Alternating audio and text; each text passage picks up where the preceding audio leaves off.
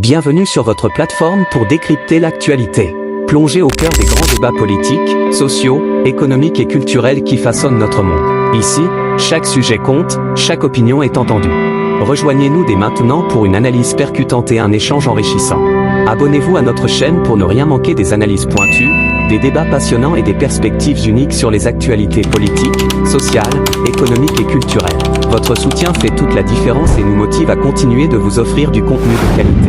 Ensemble, participons à des échanges constructifs et inspirants. Merci de faire partie de l'aventure.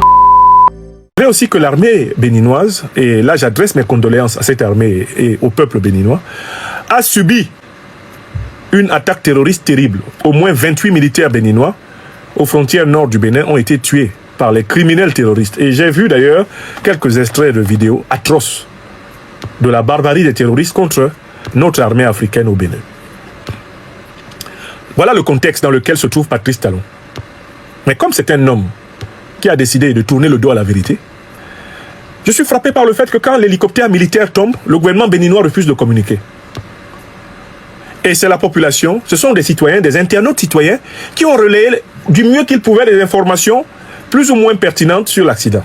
Pourquoi Talon a-t-il honte de communiquer en temps et en heure quand il y a un accident d'hélicoptère militaire dans son pays?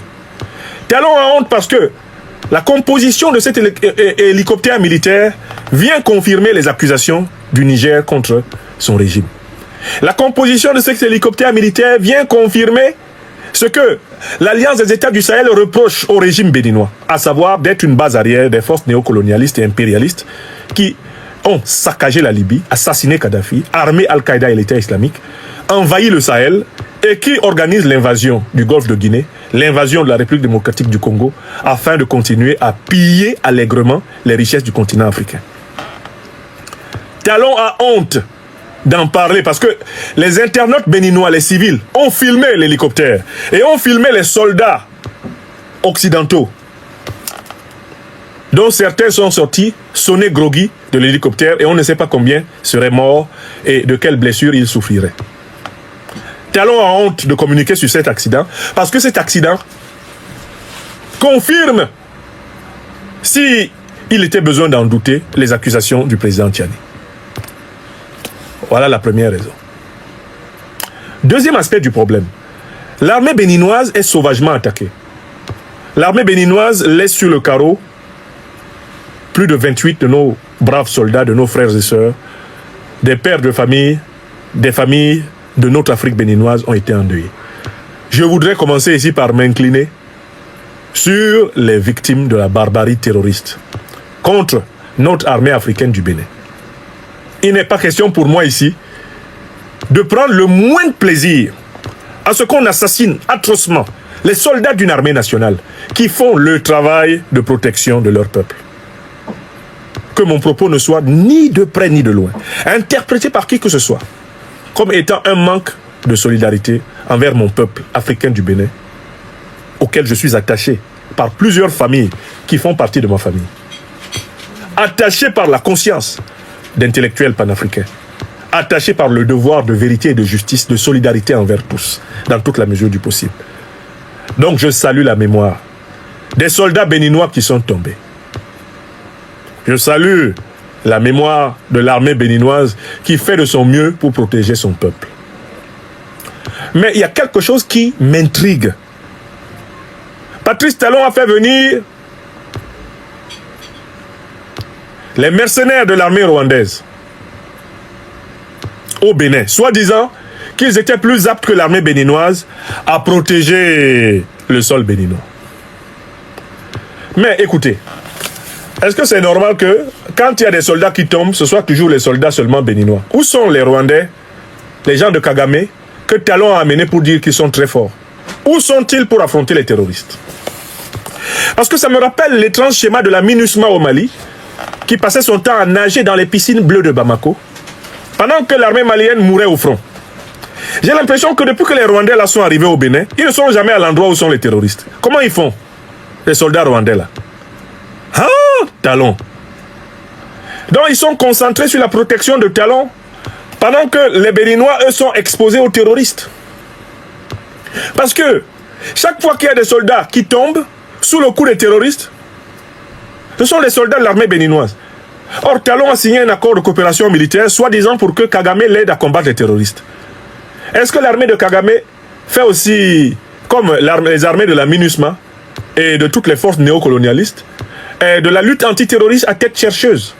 C'est-à-dire que quand on dit que les terroristes sont là-bas, eux, ils vont là-bas. Non, mais il faut qu'on interroge. De quelle utilité est la présence de l'armée rwandaise ou des mercenaires rwandais chez nous au Bénin? Ils font quoi là? J'ai vu les images de soldats béninois assassinés dans les tranchées, trucidés comme des poulets. Mais M. Kagame, vous avez garanti à Patrice Talon que ça n'allait plus arriver, non? Comment peut-il y avoir une attaque aussi lâche contre l'armée béninoise, alors que son allié supposé, sa gardienne, sa supérieure, celle qui se connaît en tout, mais pourquoi ils ne sont jamais à l'endroit où il y a les combats les plus durs? C'était exactement comme cela au Mali, exactement comme ça au Niger, exactement comme ça au Burkina, c'était exactement comme ça au Tchad. Ces armées néocolonialistes ne sont jamais où sont les terroristes.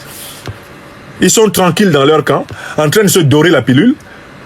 Ils ont pourtant le renseignement aérien, satellitaire, ils ont tous les renseignements. Et eux, jamais, quand ils perdent un soldat, ils vont parler pendant 800 ans.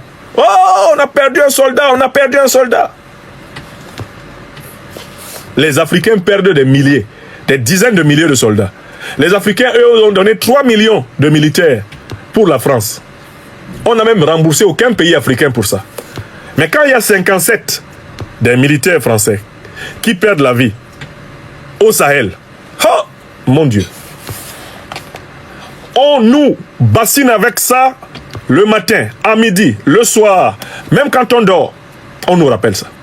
Bon, les Rwandais sont-ils en train de se comporter dans la lutte antiterroriste au Bénin comme la MINUSMA et toutes les troupes néocolonialistes occidentales se comportaient au Burkina, au Mali, au Niger et même au Tchad? Parce que l'une des raisons pour lesquelles le Tchad a demandé à l'armée française de partir, c'est sa non-assistance à Tchad en danger. Le président Déby l'a dit, non? C'est pas moi qui ai dit ça. C'est le président maréchal Mahamat Idriss Déby. Non, il dit la présence est obsolète. Est-ce que la présence de l'armée rwandaise au Bénin, béninois, est-ce qu'elle n'est pas obsolète? Parlons peu, parlons vrai.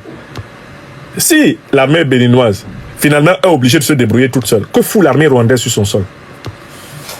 Il faut que les militaires béninois, à un moment donné, mettent M. Talon face à ses responsabilités. Qu'est-ce qu'il veut? Il veut que le Bénin ait une armée solide, des alliances positives et utiles à la protection de son peuple, ou il veut que le Bénin soit fragile? Parce que ces attaques terroristes contre le Bénin ont pour but de rappeler aux Béninois qu'ils doivent rester soumis au néocolonialisme et à l'impérialisme. Ce sont des piqûres de rappel pour dire « nous vous tenons ». Ce sont des piqûres de rappel pour dire au Bénin, si vous allez vers l'AES, si vous allez construire une alliance avec le monde multipolaire, on va vous faire la peau. On va vous faire la peau. Mais en fait, la seule solution, c'est l'alliance avec l'AES. La seule solution, c'est l'alliance avec le monde multipolaire. Dans la lutte antiterroriste, ce sont les seules alliances qui marchent. C'est l'alliance panafricaniste. C'est l'alliance panafricaniste qui marche. Il n'y a pas autre chose qui marche dans la lutte antiterroriste. C'est l'alliance avec les puissances du monde multipolaire qui marche dans la lutte antiterroriste. C'est vrai ou c'est faux? Donc, M. Talon, il faut qu'il se prépare à tourner littéralement ses talons et à laisser le Bénin aller vers sa véritable souveraineté. Sa politique de défense et de sécurité est floue. Elle est même dangereuse pour le Bénin.